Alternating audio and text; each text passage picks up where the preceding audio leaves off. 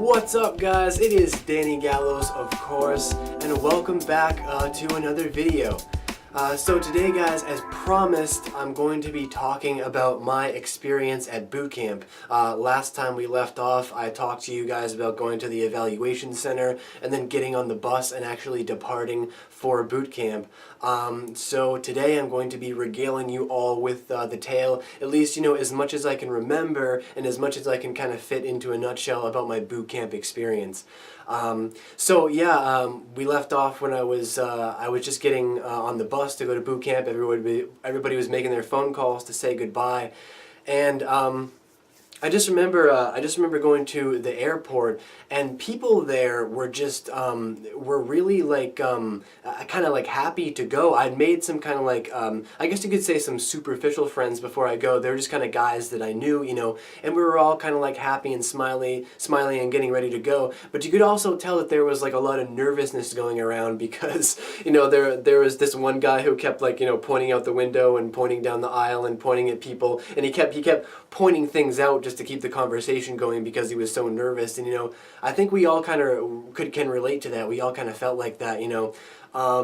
But of course the plane took off, and then we touched down in Chicago. And when we touched down in Chicago, I can't really remember. We must have had someone there, some kind of like ambassador to like the Navy base or something.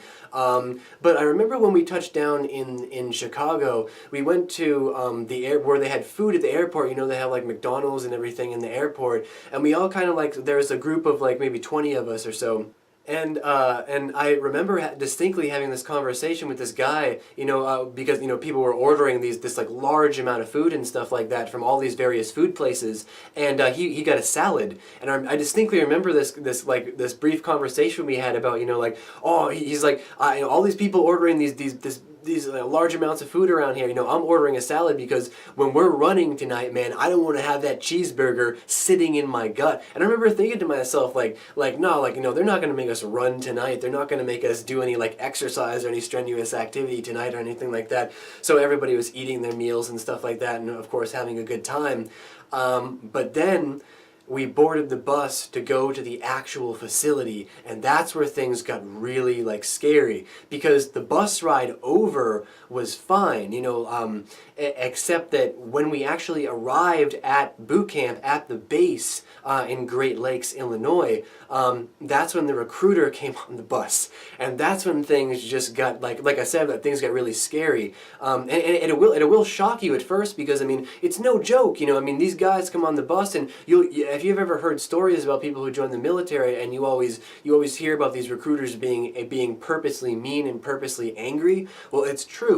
Like it happens. It's just like they'll come on the bus, and before you even get off the bus, they'll go through the aisles and yell at you. They'll go through the aisles and go, keep your eyes down. Don't you look at me. Sit there and look straight until I tell you to get off the bus. I'm going to call you off the bus in alphabetical order. And then you're going to get off the bus and all this stuff. They're mean to you right off the bat. Like they get on the bus, they're not there to make friends with you first and then play, angry later. They're there to just whip you right in shape. So we single file line into the station there, the actual I guess you could call it like the vestibule of the boot camp, like the station there.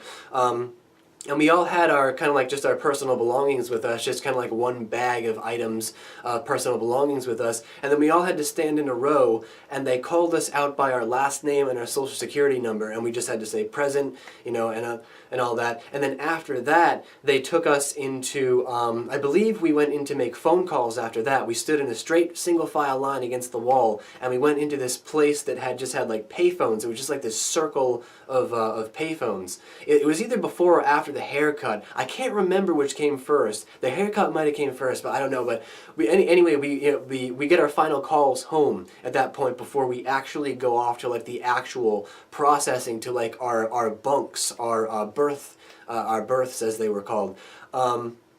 And so we're making our phone calls, our final goodbyes to our parents and stuff like that. And then we went in to get the haircut. And it's just like, like like everybody plays it up to be. It's just as intense as it is. It's just basically, we're in single file line the entire time, just one guy behind the other the entire time. And whenever it's your turn to go in somewhere or do something, you're just the next guy in. So going in to get your haircut, they just sit you down in a chair and they have one buzzer, one setting, and then it's just, it was the fastest haircut I've ever received in my life. It was just shoom, shoom, shoom, shoom, shoom, next, like that, and all my hair was gone. Like, I had pretty long hair, like going in, and all my hair was gone.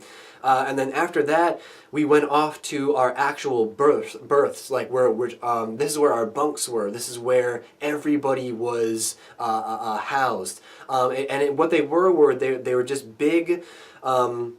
Kind of like, it almost reminded me of like a low-level gymnasium or something like that, or like a large bathroom or like a large storage area or something like that. But they're just basic rooms with ceiling panels and tiles and stuff like that, but just rows and rows and rows of racks as far as you can see. And we go in, and I think that we had assigned racks. I'm not sure. I think the first night we had assigned. Yeah. We always had assigned racks. You go and look for your name and you put your stuff there, and then of course they come through and they tell you to stand at attention in front of your bunks, and then they continue to be mean to you. They continue to yell at you. But the thing is what you guys have to remember is that what you'll come to find out is that it's all a show. Like, it's all a show. It's that these guys aren't really like that. Like, in real life, obviously, it's that they have to be like that. It's only at the end of boot camp where your ROs or your petty officers really loosen up and you get to know them as people. It's that at first this intense act is what they have to put on to kind of whip you into shape. But see, as a recruit, as an 18-year-old recruit, you don't know that. And so you're kind of terrified at what's going on. Like, part of you kind of knows that, but most of you doesn't. And so you're just kind of like standing in front of your rack and attention, just trying not to stare this guy in the eye, trying not to draw attention and everything, until it's finally time to go to bed. And I remember the first night that I was at boot camp, I distinctly remember laying in my rack and just, having that moment to myself where I was just like, okay, I'm here. Like, it's like, I'm here. Like, this is actually happening. Like, you know what I mean? Like, I'm at boot camp right now, and this is actually happening. I'm actually going through this. And then the next morning was actually a really stressful morning for me because, of course, they flip the lights on, the bell comes on, boom, it's 6 o'clock in the morning, it's time to wake up, and then they come through, get your asses out of bed, get up, get your ass, and some people who still aren't used to it are just groggy and they're tumbling out of bed and they don't know what to do with themselves. And me, of course, I'm nervous and I'm anxious, so I jump out of bed and, I'm standing at attention in front of my rack. And it's funny because they came around, they actually asked people if we knew how to shave. And it wasn't a joke. It was they were serious because the thing is, like, they don't have time to put up with people going in, oh, no, I know how to shave, and then cutting themselves and then having to, wear a Band-Aid. They don't have time for stuff like that. So now's the time to tell them, if you don't know how to shave, tell me if you don't know how to shave, because we're going to go in, we're going to give you one lesson on this, and then that's going to be it. And luckily, I did already know how to shave at that point. I mean, kind of, like I had done it like once or twice before, so I had the general idea, but to be honest with you, I was still kind of scared. I was like, oh crap, like should I join this group, like, just to make sure, so he doesn't like yell at me. But no, it turned out it was fine. And it's funny, the Navy is actually where I learned to dry shave from, without any lotion or anything on my face, just going down and doing that, because we didn't have time to do all that, even though they pretended that we had time, we didn't. But then it was funny because when they told us to get our shaving cream and our shaving kit out of our bags, they're like, you have 30 seconds to find your shaving cream, find all your equipment in your bag, and get into the bathroom. And the problem with me is that I was digging through my bag and I couldn't find my shaving equipment. I was like, are you joking? Because the thing is that, like, before we, oh, wait a minute, I should back up a little bit. I forgot about this. before you even get to your births, you have to go through this process, this more processing, where basically they stand you in front of a wooden table. Everybody's in a big, like, 3 lines, kind of like, 15 guys long or so, and there's a wooden table in front of you. And basically what you do is you have to undress, like fully undress, and take all of your personal stuff off, and all the personal stuff that you can't have, and put it in your bag. Right, and then you have to send it home, and it's at that moment where you're kind of dressed in your uniform. You're dressed in your blue sweats at that point, and then you're in uniform. There's this whole kind of like processing thing that goes on before you get to your birth. So when we're at our birth and it came time to shave and everything, I'm looking through this bag of stuff that they gave me in processing, and I can't find my shaving equipment. I'm like, please, like, no, like, I don't want to draw attention to myself, like, please. And then finally at the last second I found it, and I was okay. There's the razor, there's your shaving cream, jump into the bathroom, and I got it done. And so it was just like a funny first day, I mean, extremely stressful to me at first, but now I can look back on it and just laugh at it. And then after that came a series of what they call P days, or processing days. Yeah, a lot of processing, a lot of processing going into the Navy. And I remember, going to the cafeteria, having hard waffles and maple syrup, and standing out in front of in the line, and some people had their hats off and some people had their hats on, and our RO was walking through the line, our petty officer was walking through the line, and he's like, "Did I tell you to take your hat off? Everybody who had their hat off, step out of line," and he's just yelling at everybody. And I remember, like, I was sitting there and I was actually laughing to myself, because this was what I signed up for. It's like I knew what I was getting myself into. This is what I signed up, and I actually had a little moment where I kind of laughed to myself, and I was just like, oh man, this is so funny. It's like, it's actually happening. Like, they're yelling at people for stupid crap. It's actually happening. It was funny in a way. But then you go through the P days, the processing days. Now, processing days are where you are treated like a robot the most, because it's like it's Navy processing in every sense of the word. One day you're there for, regular medical tests, like, a physical and stuff like that. Then you're there for like an eye exam where they're asking you to identify weird colors in a flip book. And then you're asked like a numbers questions and stuff like that. And then you have to take like a weird test and another weird medical test. And then you go in and you watch a video on like STDs. And then you go and watch a video about the dangers of, being on an aircraft carrier, and more processing and more evaluation and more medical screenings and x-rays and exams. And I mean, there's even a point where we were literally standing in a line like we always were, like, one guy in front of the next, and it was like we were getting our shots, right? And they have these shotguns. They're like, they load up the capsule, like whatever kind of vaccination that you need in the capsule, and then it's like this little gun, this little plastic gun, and they just stick you in the shoulder, like dunk, like that in the shoulder, and then you move on and you get the next one. And it was like a conveyor belt. There's like one guy in front of the next one, and then they tell you to step forward, and you get boom, shot in that arm, boom, shot in that arm. Okay, next, step forward, boom, shot in that arm, boom, shot in that arm. Okay, step forward. And it was just like, it was such a weird experience, because they treat you like robots, like actual, like you're not a person, and then you go get blood tests. The blood tests were, oh my gosh, they were so, the blood tests, man, one of those, it was like a horror movie. It was like, I'm not gonna lie to you guys, man, it was like a horror movie. I walked in to this blood test, and there were some medical technicians wearing the plastic shield, and there was like a spray of blood across their plastic shield, and like you would walk in and there'd be one guy like laying on a table like this, and then next to him is a girl like almost about to pass out in her chair like this. Okay, lean forward, okay, and I'm walking in here and they're like, next, and I'm like, I don't think so, like, wait a minute, whoa, like, I mean, it was like walking onto the set of a horror movie almost. And luckily that I didn't pass out, but I almost did. It was actually the first time. I don't pass out ever when I give blood or anything like that, but that during that experience, that was the first time that I ever almost passed out from giving blood, and it wasn't from the process. It was because I don't like needles just as much as the other guy. It wasn't from the process though. It was from the environment. It was from where it was just the shock of like where I was and what was going on and the speed of which it was happening. And it was just almost terrifying almost. But luckily the processing days is only like the first week or something like that. And then basically after that, you just have seven weeks of building friendships. Because after that, it's pretty normal. A lot of people will tell you that boot camp is like 80% mental and 20% physical, and that's true. I didn't believe that until I got into boot camp.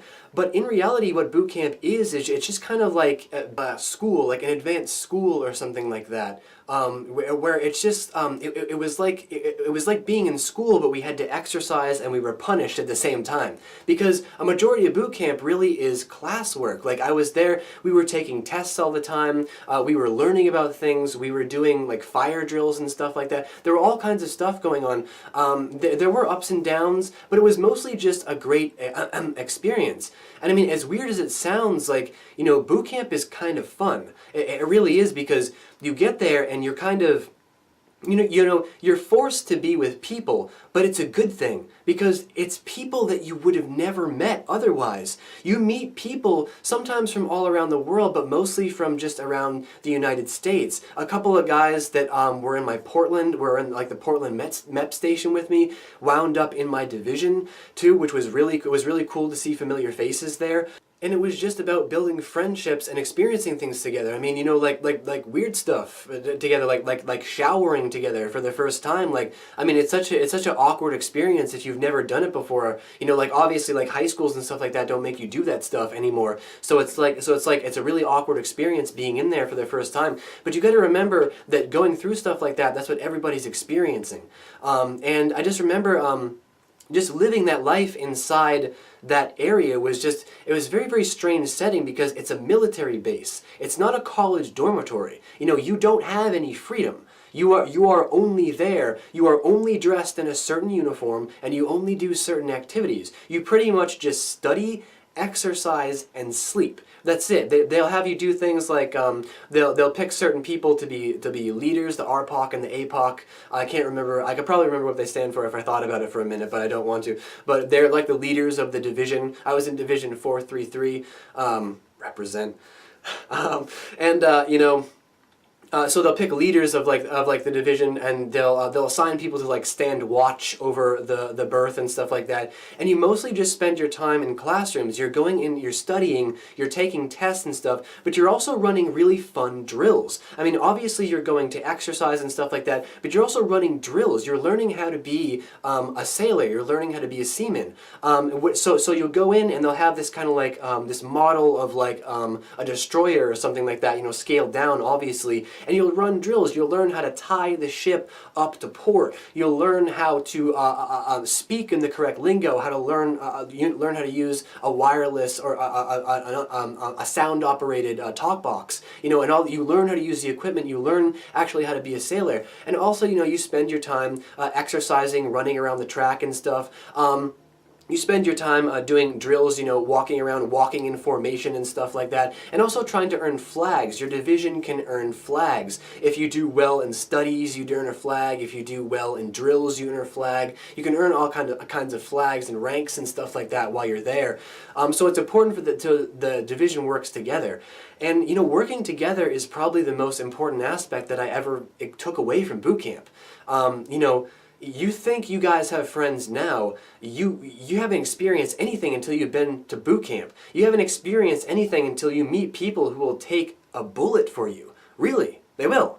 I mean, and it's no joke. I mean, these are guys who will just, I remember one time, this guy was punished because he had to do, he did something wrong. He had stepped out of line or didn't get a question right or something like that, just done something wrong, and he was being punished by doing push-ups. And I remember that like one after another, one guy all around us started getting down on the floor and doing push-ups with him. And like that's what boot camp is about. And this is while our RO, our petty officer, and our chief actually was there. Our chief was there, and he was yelling at us, the rest of us, to get back up off the floor, because it was only him that was supposed to be punished, and we wouldn't get off the floor. We all kept doing push-ups. And like that's what boot camp will teach you. is it will teach you community and love and friendship, and that's something that's only taught in situations and areas like that. You won't learn that really on the outside. Outside we have superficial friends for the most part. Which is one of the reasons why I only really have like one best friend, in the world. And I'm proud of that, is because I've never met as strong. I've never encountered as strong of friendships as I have in boot camp. But you also have your comedy in boot camp too. I mean, there's all kinds of characters in boot camp. I met guys who were like anime, who liked anime like me, that were into anime. I met guys who were into karate. I met guys who were amazingly talented freestyle rappers. I mean, I remember sitting down in some of our free time. When we had some free time, we would just hang around the berth, up against our racks, and just kind of tell each other stories, or share,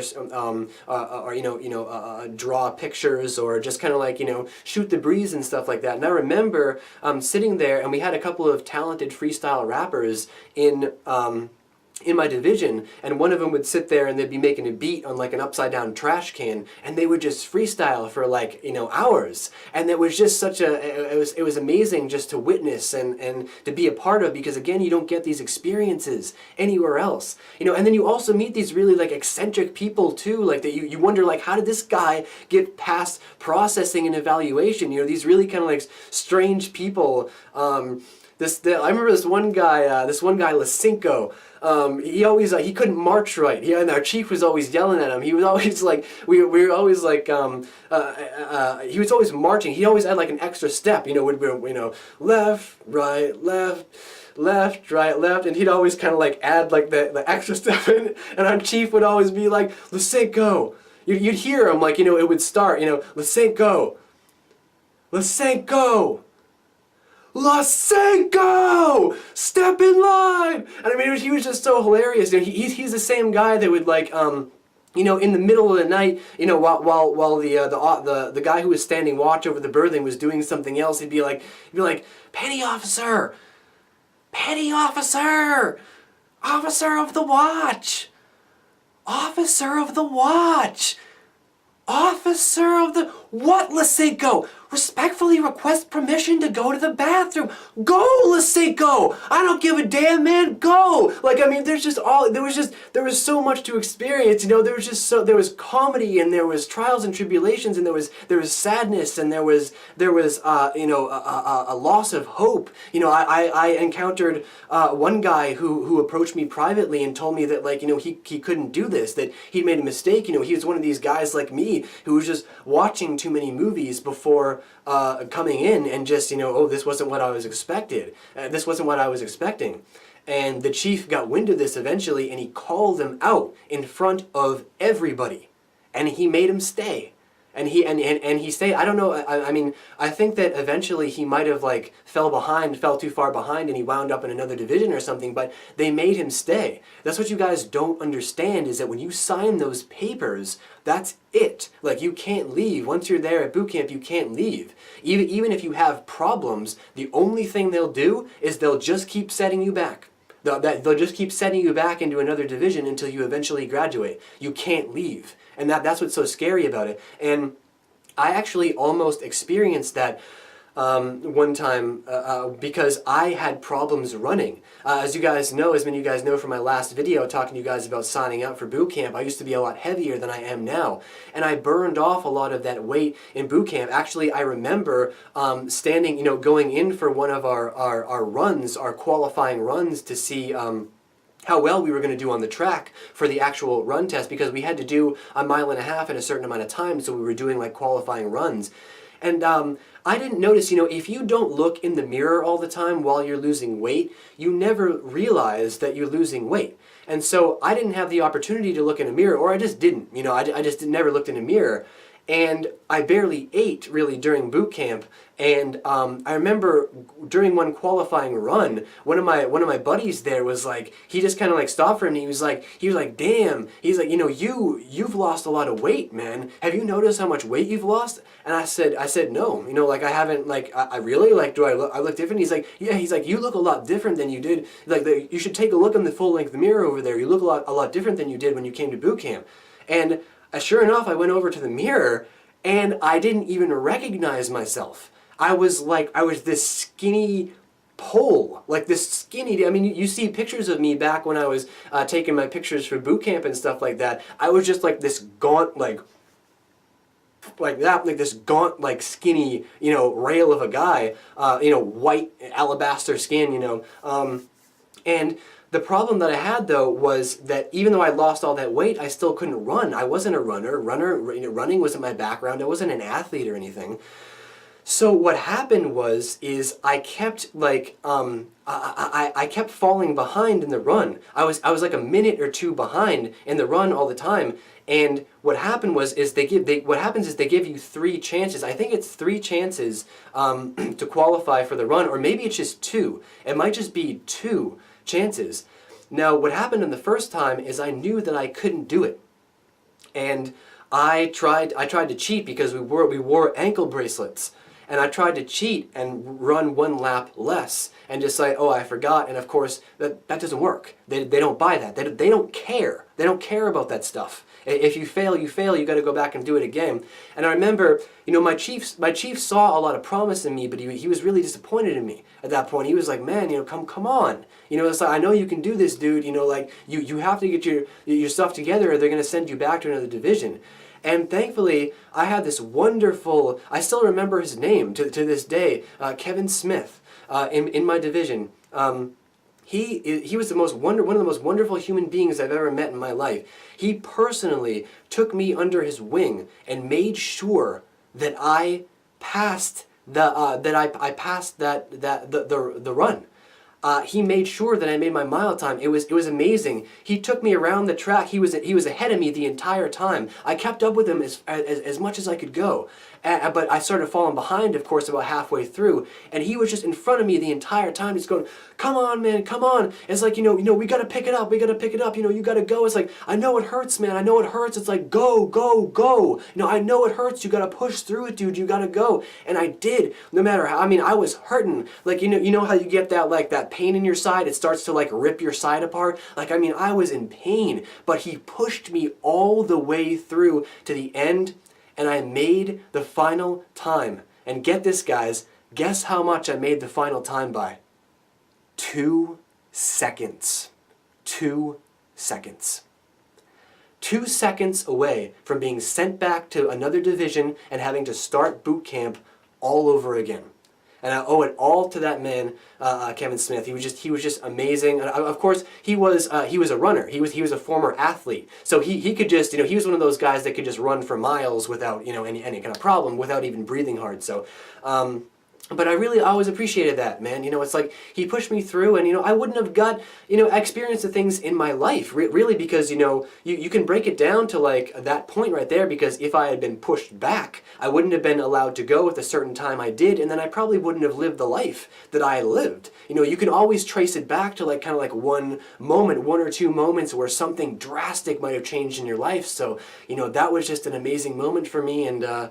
Yeah, and I did end up thanking him. I was very emotional. I remember tearing up quite a bit, and just thanking him for that. And my chief was proud of me. There were a couple guys in my division, though, that were just like me, however, that did not make it. They still fell behind. They couldn't run, and they had to go back. And I think, if I recall, I believe I was the only one who actually made it through the cut. And so my chief was really proud of me. He was like, you did it, man. See, I knew you could do it. I knew you could push yourself through, and I did it. And then after that, we just finished up our tests, and our final evaluations, like our academic evaluations and stuff like that, finishing up all of our tests, going from building to building, traveling from building to building, and then came battle stations. Now, if you guys have anyone in the military, in the Navy especially, you'll know what battle stations is. Battle stations is basically this huge event at the end of boot camp that they put you through, and I believe, I can't remember, I want to say it's one night. It seemed like it was one night, but it might be two. And what it is this huge event where they run you around from station to building, doing all of these different activities. And now keep in mind, you're running from building to building. You're running in formation from building to building. And when you get there, you have to like experience things. Like you'll have to carry a dummy out of a hole that's just like 3 feet across or something like that. You have to get people through. You have to crawl under things. You have to crawl over things. It's basically like a giant. Each station is set up with like obstacle courses that you have to go through, except that they're like lifelike obstacle courses. You're in your you have your fireproof cap on, your fireproof gloves, your goggles. Some people have helmets on, and you're actually like full on running through this obstacle course while machine guns are going off. And obviously, it's not live fire or anything like that, but it's simulated to make things appear real. And you're tasked with getting people out of situations alive, making sure everyone gets out of the situation. We had to go to the pool, and we had to go up onto like a 20-foot platform, then jump off the platform into the water, and then swim to a raft, and then be helped inside a raft, and then help other people inside the raft. And I actually had an experience of my own. I was just talking about how Kevin Smith helped me through my running on the track. I actually had my own experience. One of my shipmates, he was from another division. There was another division joining us that night. And he started to fall behind in the run. And I took it upon myself to kind of do what Kevin did for me and go back and help him to see if I could help him along to motivate him. And I can't remember what happened to him. I think eventually he did fall behind or something like. I hope he didn't. I hope he made it. But I kind of took it upon myself to do that. And then I just remember after we had completed this huge obstacle course, and we were walking back in formation, and we got back to our division, and we were all sweating and tired, and I mean we were just dead, like just dead. This was an all day a thing, and we were just dead and hungry and tired, and now, our chief and our ROs, our petty officers, they all come up to it and they said, congratulations, guys, you completed battle stations. It's like, that's it. Like, it's like, you completed battle stations. Basically, after this is you're processing to get out of boot camp, and then you go on onto your school. And there was just like this cheer, just erupted. We were just like, yes, it's just like, that was the moment. Like, like we had done it. Like, it's just like we completed boot camp. We went through, it was like a video game. You're like we beat the final boss. We were like, yes! It's like we did it. It's like this is end game. Like, this is the end of the game. We did it. We got our flags. We passed our tests, our academics, our physical exams, our mental exams, everything. And now we just completed battle stations. And now all that was left was to go back to our berth and go back to our racks and just hang out and exchange information and exchange stories and all that stuff, and then go on to our schools after that. And I remember it was funny because that night they had one more fire drill. It was so funny. I went to boot camp during the month of, it was during September and October. And so it was freezing on the Great Lakes in Illinois. And I remember that night after battle stations, they woke us up in the middle of the night with a damn fire alarm drill. And we all had to file outside, and we were all huddled under our blankets. And being outside for those fire drills was very surreal. Because they'd wake us up at like 2 in the morning or something like that. And when you go out to a military base at 2 in the morning, it's really weird because sometimes you can hear like helicopters in the distance running flight ops, but for the most part, it's really like eerily quiet. And then you can see like these buildings like this. There was, I remember distinctly, there's this water tower off in the distance with like these 2 red lights on top, and it just looked really scary and menacing at 2 o'clock in the morning. And actually, like, I took it for a character design for a story which I'm using in one of my fantasy stories, because every time I was out there for a fire drill, I always looked at that water tower and I was like, oh man, I can work with that, I can work with that kind of imagery, so I always use it for my stories. But yeah, and then after that, of course, was just processing to get out. After that was when our ROs, our petty officers, our chiefs lightened up, and they really became real people. You know, actual people. And it was so strange, because after all of the yelling and all of the anger, you see all of these guys come down to earth and just be regular people. You know, just be these kind of like normal, everyday guys that are talking about buying cars and talking about quitting cigarettes and talking about things, you know, because a lot of us were from the same states and same places, so we would exchange stories about our families and stuff like that. And you know, I had really cool petty officers in my division. I had a really cool chief. He was an African American guy, really cool, really down to earth. He didn't yell that much. Even when he yelled, he kind of smiled. You know, he had that smile to him. He was just kind of a really cool guy that we really learned to respect because of that attitude. Then we had a second-class petty officer, and he was from my home state of Massachusetts, He was really cool too, down to earth. You could tell that he was just like learning to yell at people. You know, he was just getting into the swing of things. But he was one of the most normal guys I've ever met in my life. And then we had a really short second-class petty officer, really short, bald guy with glasses that called us gentlemen all the time.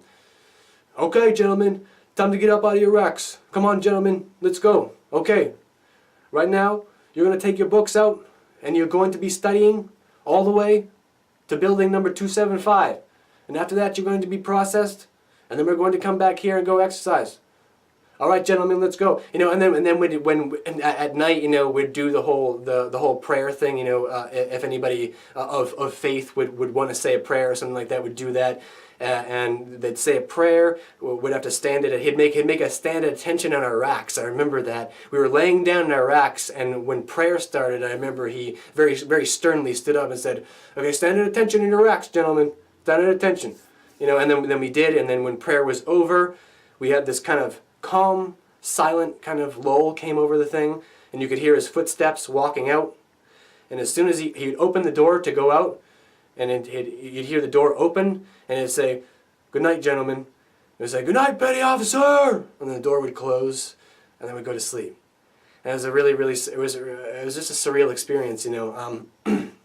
But then I'm getting off track here. Getting back to our deprocessing, getting out of boot camp. Getting out of boot camp was fun because now we could do stuff. We were just waiting for our bus basically to go to the airport. So on the last day we were able to go up to the store, and we were getting porno magazines, and we were getting candy and chips and junk food and all this stuff that we couldn't have. And I remember we were all sitting on the bleachers waiting for our bus to come to take us back to the airport, because some of us were leaving for A school immediately.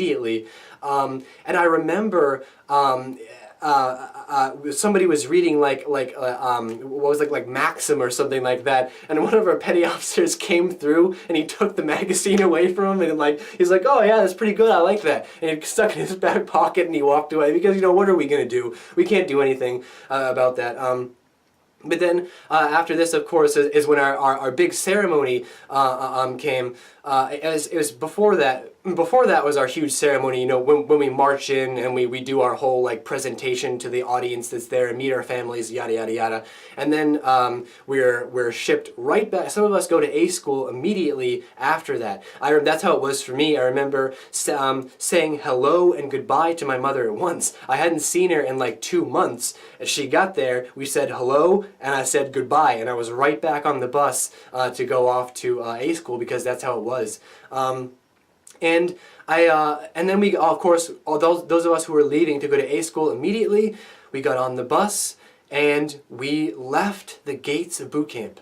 And I will never forget. The image in my mind is as clear as it was as if it was yesterday, of leaving the gates of boot camp. Just that feeling of being there and going through all of that stuff for so long, and you're so looking forward to getting out of there and getting away from all this physical activity and all this mental abuse and getting onto school, because, you know, A school, your training school, that's more like college. That's more just like being in dorm rooms and stuff like that, with its restrictions, of course, and we'll get into that in the next video, but it's more like being college. So like we were all anxious to get out of that place, and you know, I just remember the bus pulling out, and You know, actually, it's funny. I remember a horror story from that time too.